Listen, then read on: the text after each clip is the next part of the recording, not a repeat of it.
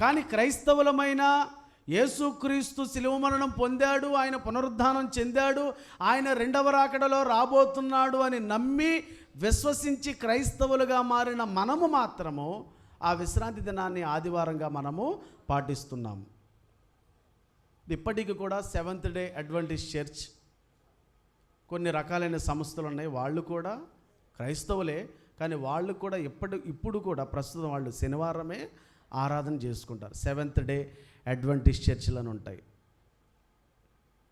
సరే, నేను సిద్ధాంతం గురించి ఏం మాట్లాడలేదు, అవి నాకు అనవసరం. కానీ మనం విశ్రాంతి దినాన్ని ఆదివారం ఎందుకు జరుపుకుంటున్నామంటే దీనికి ఒక చరిత్ర కూడా ఉంది, హిస్టారికల్ ఎవిడెన్స్.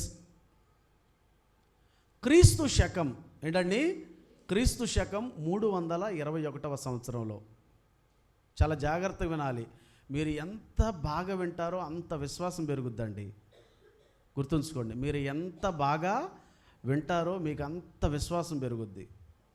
వినేవాడు ఎక్కువ నేర్చుకుంటాడు, గుర్తుంచుకోండి.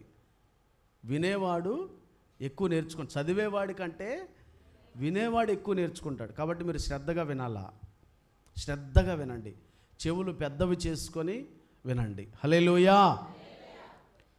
క్రీస్తు శకం 321వ సంవత్సరంలో రోమన్ చక్రవర్తి అయిన కాన్స్టంటైన్ ద గ్రేట్, ఈయన ఒక శాసనం చేశాడు. ఏం చేశాడంటే క్రీస్తు శకం 321వ సంవత్సరంలో ఆదివారాన్ని అధికారిక విశ్రాంతి దినంగా ప్రకటిస్తూ చట్టం చేశాడంట.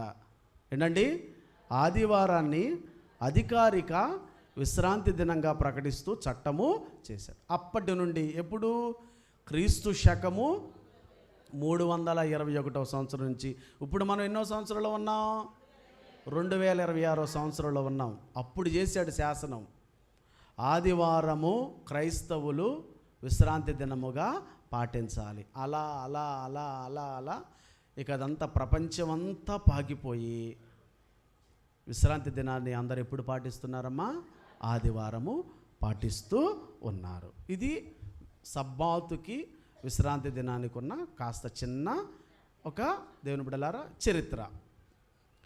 అలాగే దేవుని బిడ్డలారా మీకు ఒక 2 వచనాలు చూపిస్తా, 2-3 వచనాలు చూపిస్తా మీకు తెలియడం కోసం. అపోస్తుల కార్యములు 20వ అధ్యాయము,